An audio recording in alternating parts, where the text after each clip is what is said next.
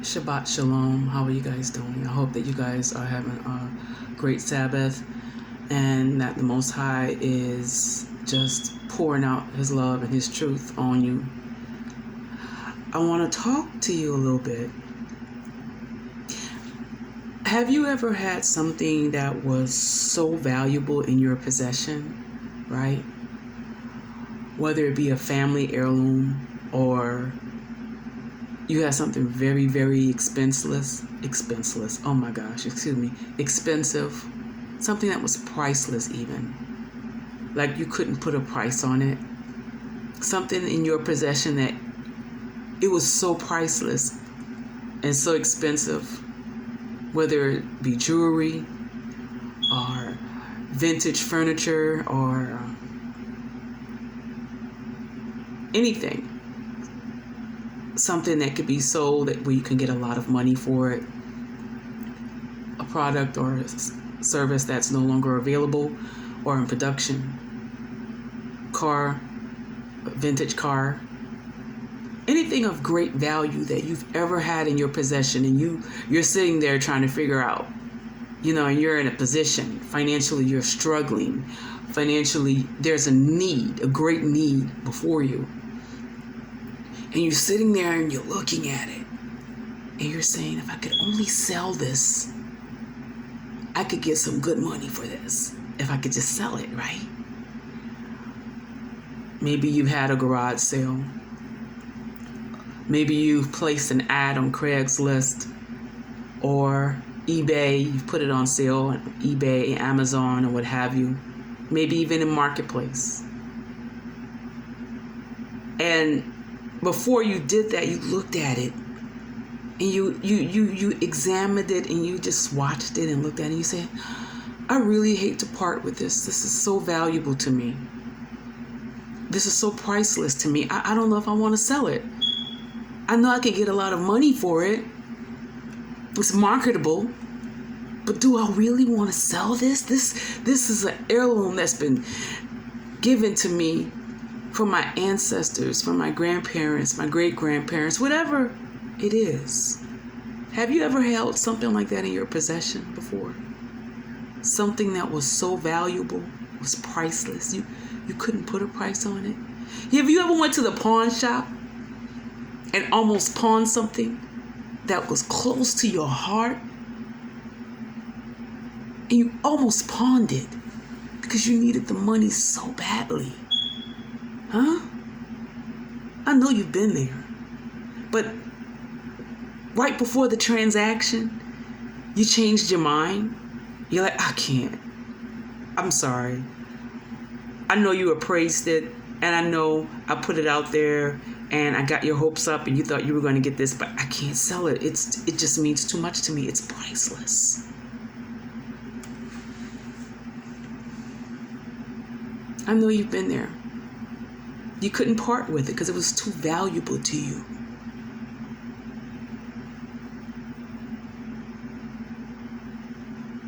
It's amazing to me that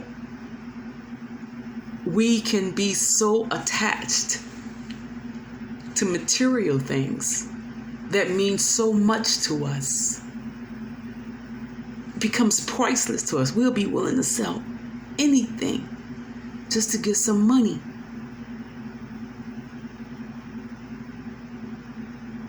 And then we change our minds at the last minute. Why? Because we realize just how valuable that thing is. And we're like, we can't part with it. Because nothing you give me is going to be worth what it's not going to pay what it's worth. It's amazing to me how many of us will hold on to something physical, something materialistic,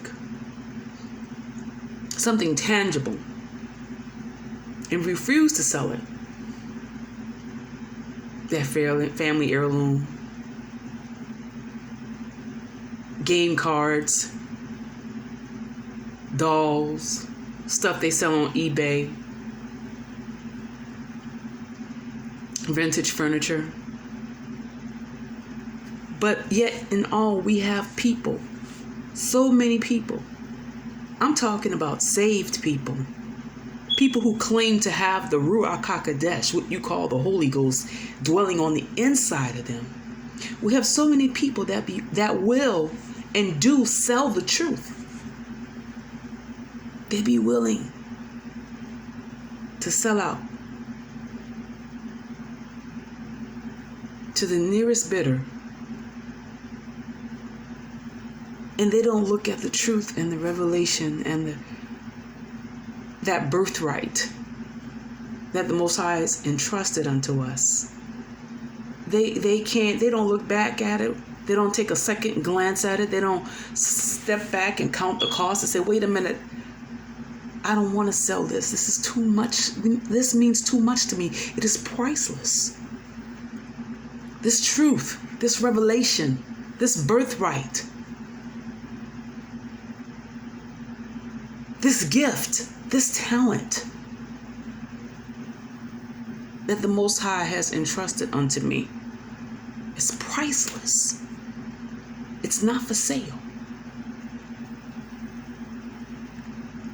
I'm amazed at how many people will part with those things so easily,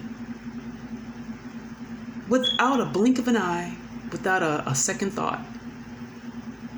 They will refuse to part with stuff.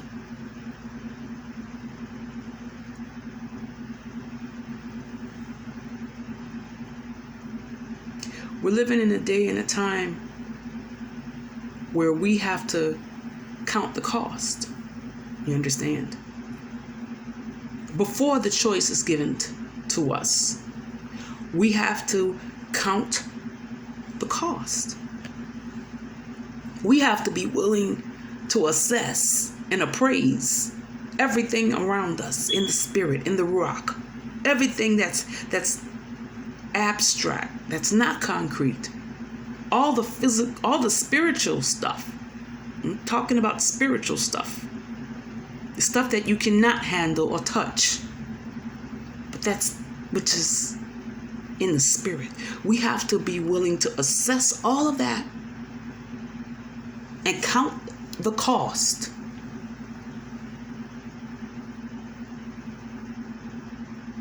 And say, this is priceless. This gift that the Most High Yah has given me is priceless. This anointing that the Most High Yah has entrusted unto me is not for sale. I can't sell it. This revelation that I cried on my face for all night, there's no price tag on that. If the Most High tells me to share it with you, I'm going to share it with you for free. For freely I have received, freely I must give.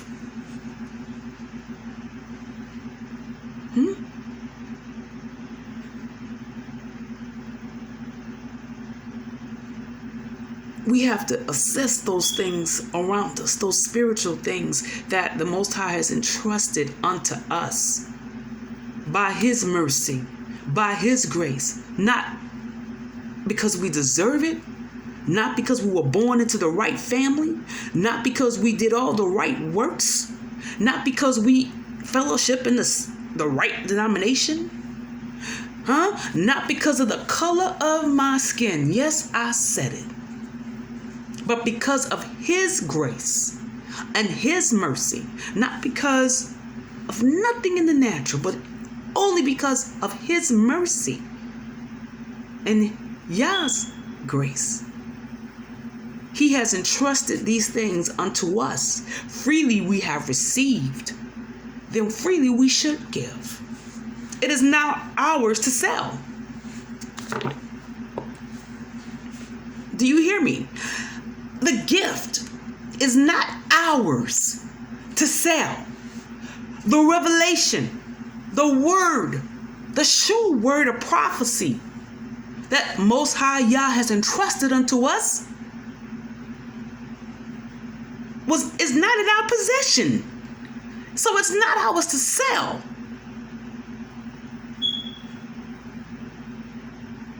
Freely we have received. Freely we should give. is it in this day and hour that we are living in? We have people who claim to be prophets of the Most High Yah that are selling words, that are selling prophecies, that are selling prayers, selling instructions on how to pray.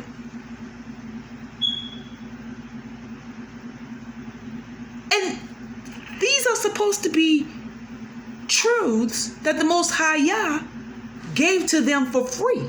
Because I promise you, they didn't go to Yah with a checkbook or an American Express and say, oh, thank you, Yah, for showing me that, and swipe their card. No, they didn't do that. They got it for free. Well, they didn't get it with exchange of currency, monetarily speaking. So there are people that are seeking the face of the Most High Yah so that they could get a revelation for you, so they can get a word for you, so they can get a prophecy for you to sell it to you. Tell me, if they are willing to go to that length to seek the face of the Most High Yah just to sell to you what you can get for free on your own, what else are they willing to do for profit? Profit. Please understand, the truth is not for sale. The Most High Yah is not looking to hide truth from his people. He is truth. He only, if you read the parables came into existence only because the Most High Yah had to start speaking code. Why? Because he knew that the Pharisees and the Sadducees were after him. He knew the enemy was after him. He knew his ministry was short. He knew that his time on earth was limited. So in order to last the 3 years or so that he did last in ministry, he had to speak in code. He had to share truths with his people, hidden truths, in parables. But at no time did the Most High Yah ever say, where's my gold and my silver? Did he have his hands out for gold and silver on the mounts when he dispensed truth to the people? No, actually, after he dispensed truth to the people, he saw that they were hungry. And guess what? He fed them. He fed them. He gave to them truth and bread.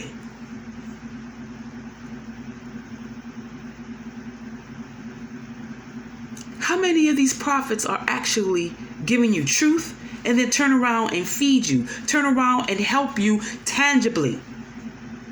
They see you hungry and they said, okay, the Most High Yah will provide. Where's my fee? Where's my honorarium? You want this truth, you got to pay for it.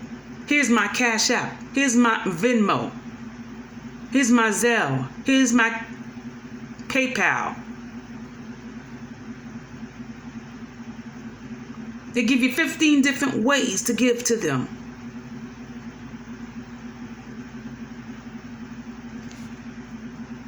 And it's the very truth that you can get yourself for free.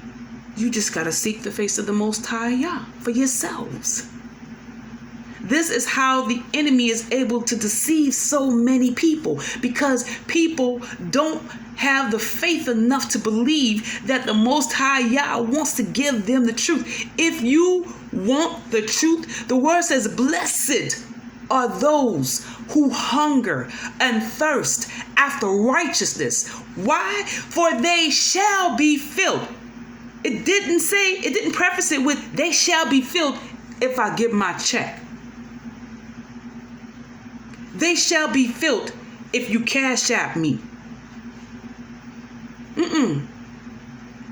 All that's required of you to receive the truth is to hunger after the truth and then seek the truth.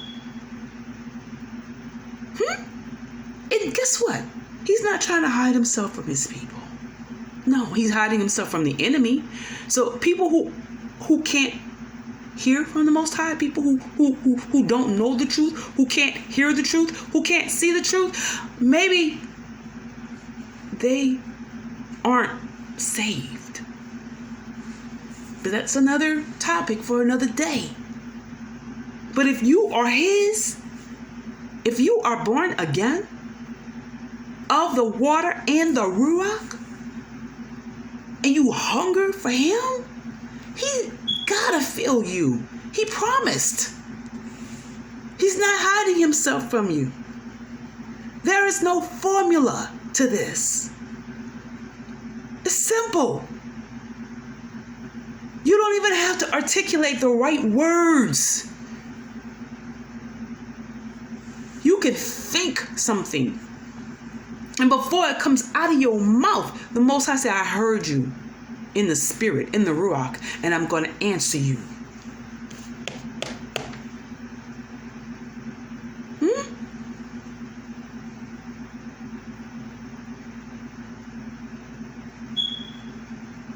Too many people believe the lies of the enemy, and they believe that the Most High does not want to bless and speak to his people and dispense truth to his people and reveal himself and reveal truths and revelations to his people.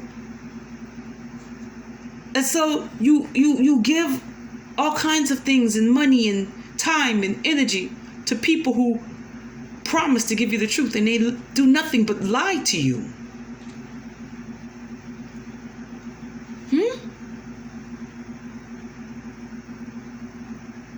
The word says the very elect will be deceived. And you know how the very elect are going to be deceived? The very elect are deceived because they stop trusting in the Most High Yah. And they start trusting in their flesh, in themselves. And once you do that, the enemy got you. Why do you think the manifestation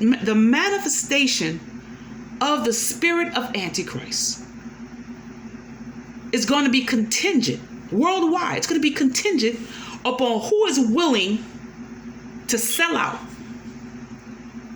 Why do you think the word says that he is going to be able to control who buys and who sells?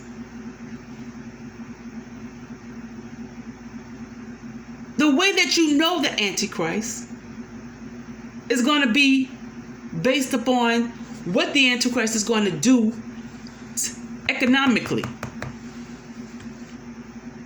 And if your spirit man has already set itself up and gotten used to selling out, if you've not beforehand counted the cost,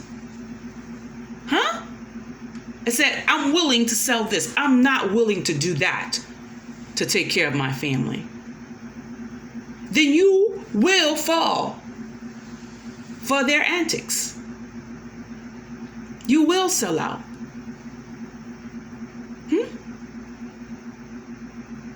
You will. This is how the enemy gets so many people. It's in particularly brothers. I find brothers are very, very prone to this attack on their manhood. I gotta provide for my family. I gotta provide for my family. And so then they're willing to go out and do whatever it takes to provide for their families in times of need, even if it means committing crimes, even if it means defrauding the flock, even if it means selling drugs to your people, even if it means accepting bribes, even if it means doing crooked and evil and wicked things that will affect thousands and millions of people while you are in political office, instead of doing what is right. Whatever it means, that man is willing to do it to take care of his family. And once you've made that decision, the enemy has you. He got you. You've lost something. Be willing to assess what's for sale and what's not for sale. Discuss it with your family and your loved ones. Because say, hey, look, this is not for sale. And I need for you to know this beforehand. So don't come crying and saying we need to do this and we need to do that because the children need this and the wifey needs that. No. You need to sit down with the family beforehand and say, this is what it's going to cost us. And I need to know that you're with me. Because I'm not going back down. It's not for sale. There may be a struggle, but we're not for sale. We may deal with some things, but we're not going to do this just so that we're taken care of. Many families need to sit down and have that discussion now. That's a long overdue discussion. Because if you're not willing to assess and count the cost,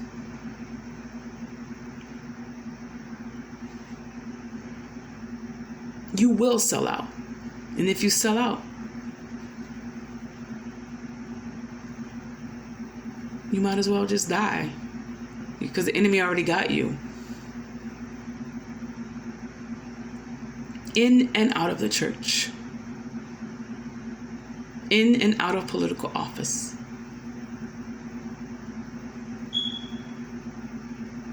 Count the cost. Determine. This is too valuable. This is too sacred. I can't sell this. This is not mine to sell. This is not for sale. Make that decision today. You'll be glad that you did. You'll be blessed in the name of Yahushua HaMashiach.